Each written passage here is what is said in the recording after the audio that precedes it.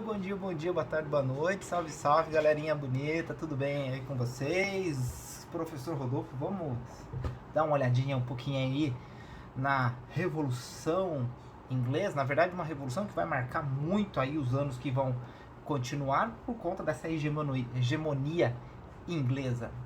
Vejam, até agora nós vimos com bastante atenção os desenvolvimentos das guerras que estavam acontecendo e principalmente o quanto que a burguesia ganhava o poder, a ponto de pegarem um rei, cortarem-lhe a cabeça e acabar com a monarquia.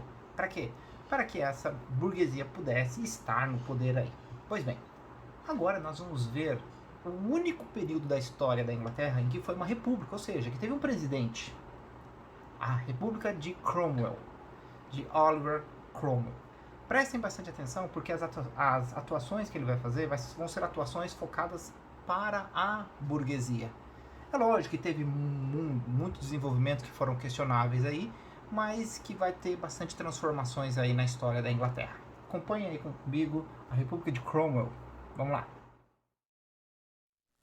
A República Inglesa, é meio até estranho falar em República Inglesa, né? Tendo em vista que a Inglaterra basicamente só teve momentos na história como monarquia, mas ela teve sim 9 anos aí, pouco mais de 9 anos de período republicano. E para a gente entender a República, a gente tem que entender o nome. Não tem como falar de República Inglesa sem falar de Oliver Cromwell.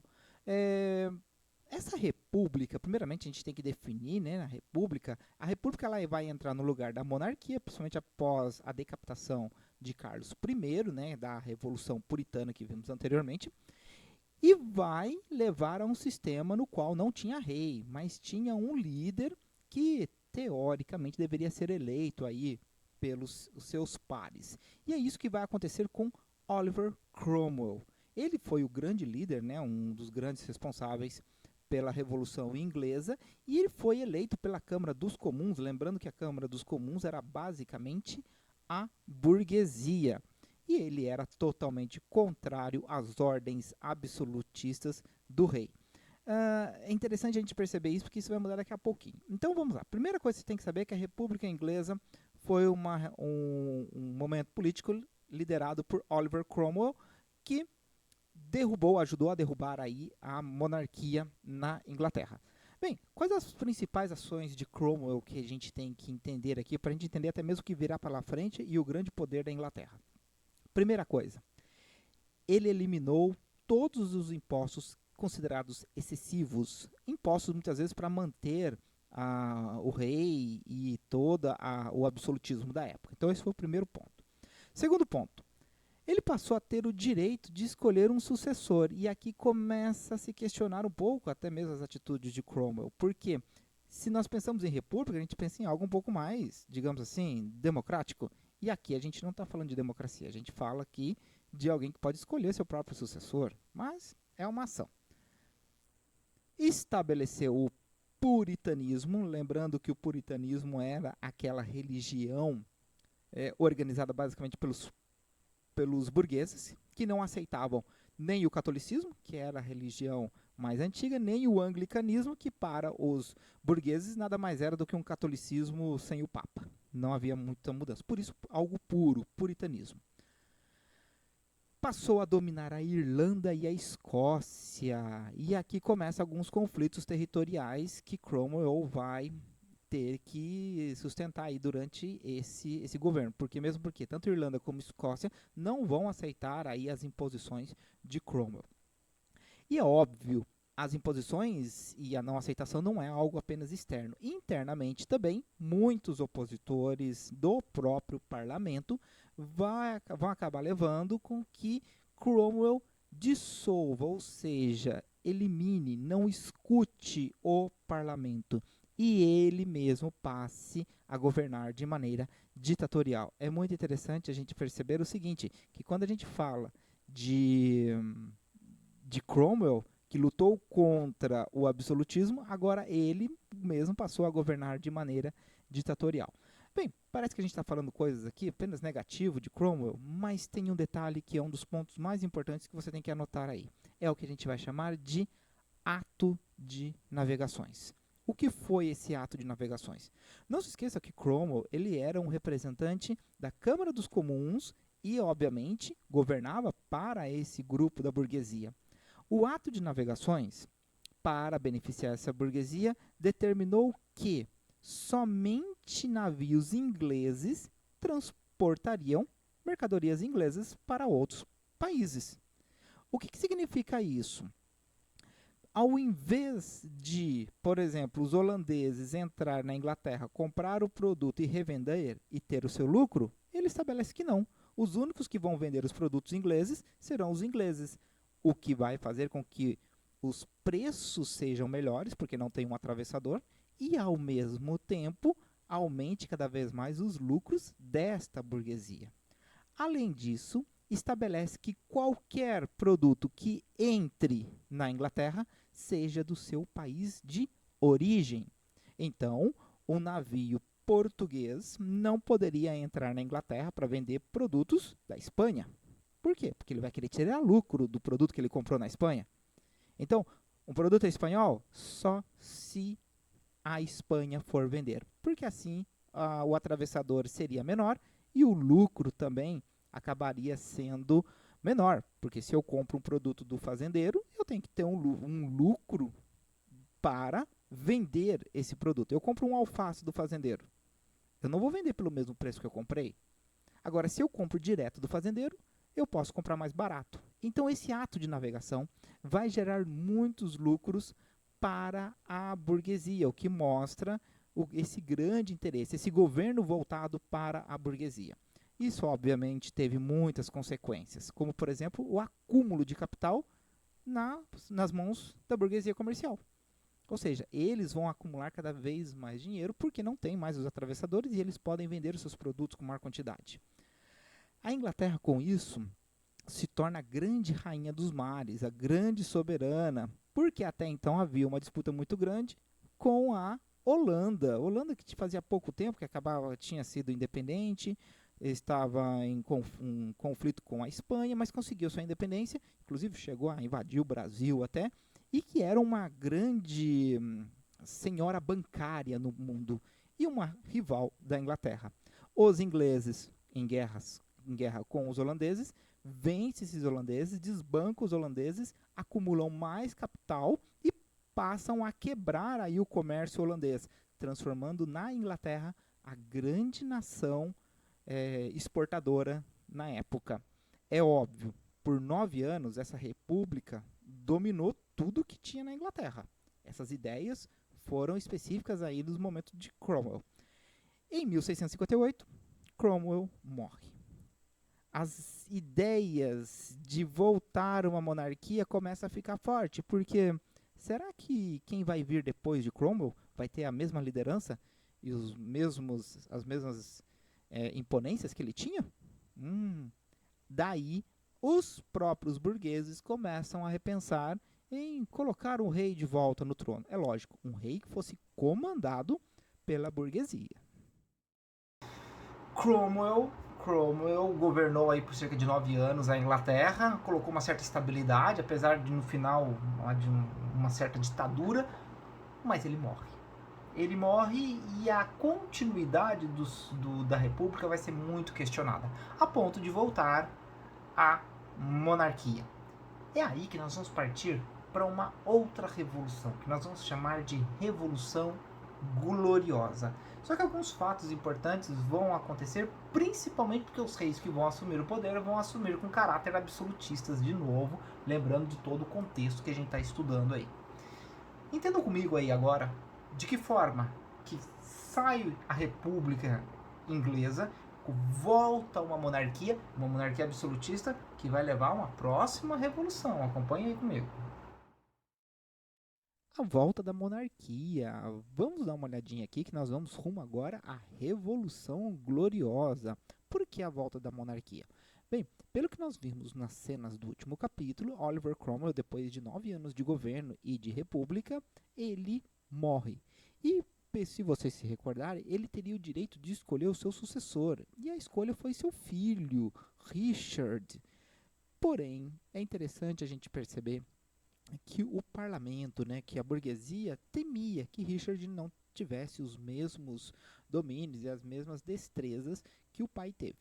Foi aí, perante essa situação, que o próprio parlamento apoia o quê? O retorno da monarquia. Nossa, mas por que eles fizeram isso?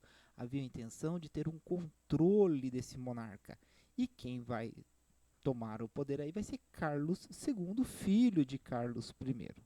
Bem, esse Carlos II, ele vai assumir é, com tendências absolutistas. Não era diferente, muito diferente do que era o seu pai. Porém, as circunstâncias eram outras. Ele tinha ligações com o catolicismo, então ia de oposição com o que a burguesia na época tinha com o puritanismo, e ele era casado com uma portuguesa, daí a influência católica. Apesar de tudo isso, ele governou por 25 anos, porém não teve filhos. Esse é um detalhe muito interessante, por quê? Porque depois de 25 anos, quando ele morre, quem vai sucedê-lo vai ser o seu irmão, Jaime II. Jaime II. E quando ele entra no poder, ele tenta restabelecer tanto o absolutismo como o catolicismo na Inglaterra. Percebam aqui um detalhe interessante. Tanto o Carlos como o Jaime eram filhos de Carlos I, que foi decapitado. O que se percebe aqui é que Jaime II parece ter a intenção de voltar aos tempos do pai, mas o fato dele ter essa ligação com o catolicismo e dele ter essa ligação principalmente absolutista fez com que o parlamento não visse com bons olhos o governo dele. As coisas iam até relativamente caminhando, até que Jaime II conseguiu ter um filho homem. Isso seria um problema, porque até então quem iria herdar era sua filha Mary Stuart, que era uma protestante. Então a intenção era, vamos deixar ele no poder, daqui a pouco ele morre, Mary Stuart assume o trono e ficaria muito mais fácil para os protestantes, né, no caso aí os puritanos, governarem aí junto com a burguesia. Só que tendo em vista que ele iria ter um filho, a situação já seria bem mais complicada, porque isso poderia se perpetuar no poder. Agora, ligações com o catolicismo, tendo um filho que poderia herdar esse poder, tendências absolutistas, será que o parlamento vai permitir que Jaime II permaneça no poder? É isso que a gente vai ver mais pra frente. A revolução inglesa, ela não é uma revolução, elas são duas revoluções basicamente, e um monte de emaranhado de coisas aí. E agora a gente vai perceber que o parlamento vai ir com tudo para mudar a estrutura da política na Inglaterra. Inclusive isso vai ter consequências, que é o foco principal da aula de agora. Quais as consequências das mudanças que vão acontecer depois que os burgueses tomarem o poder? A partir principalmente da Revolução Gloriosa, que a gente vai concluir aí agora e a gente vai entender melhor. Prestem atenção de que forma que a burguesia se torna o grande poder na Inglaterra. Acompanhem comigo. A Revolução Gloriosa, vamos dar uma olhadinha aqui. Pelo que a gente viu até agora, Jaime II toma o poder, né? Ele assume o poder no lugar do irmão dele, que tinha morrido e não tinha deixado herdeiros. Lembrando que Jaime II era filho de Carlos I, que já tinha sido decapitado lá atrás na Revolução Puritana por conta de suas ações absolutistas. Jaime II continua tendo essas mesmas tendências absolutistas. Inclusive, era muito amigo do rei Luís XIV da França, o famoso Rei Sol. Jaime I era católico, o que também desagradava muito a burguesia da época.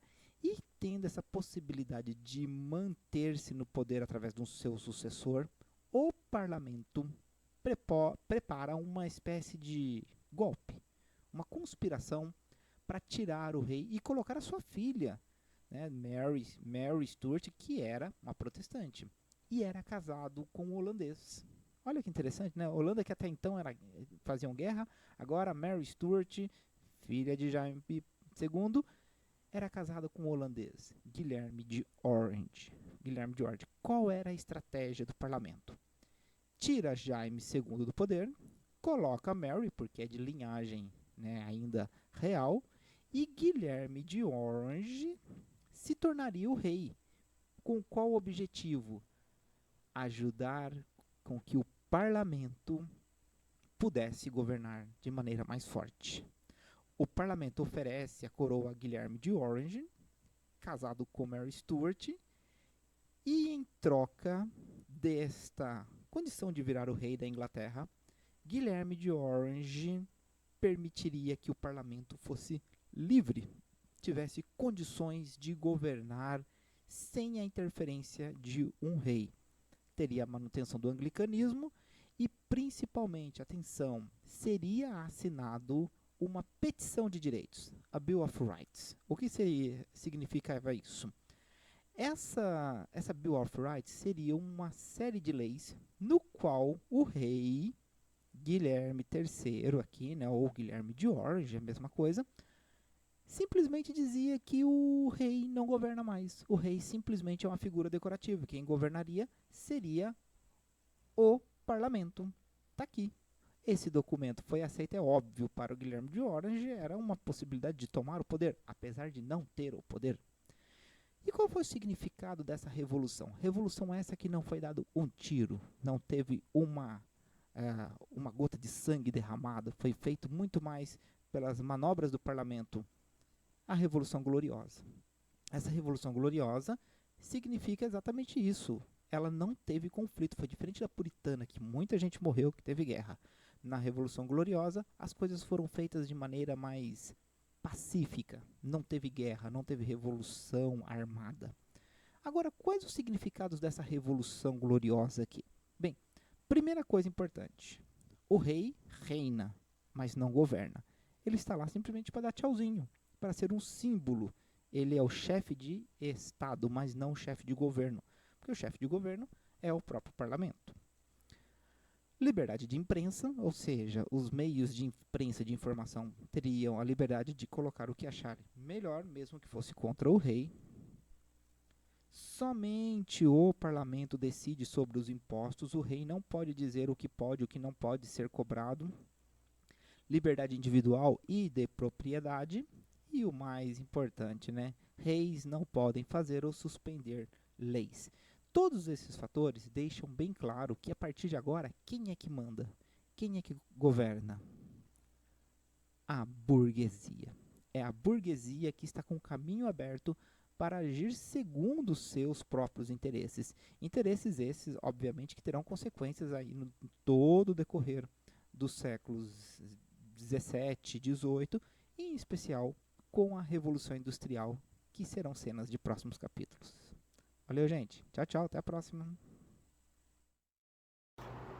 Concluindo, nossa, quantas informações, quanta coisa que acontece, é religião, são pensamentos econômicos, reis, burguesia.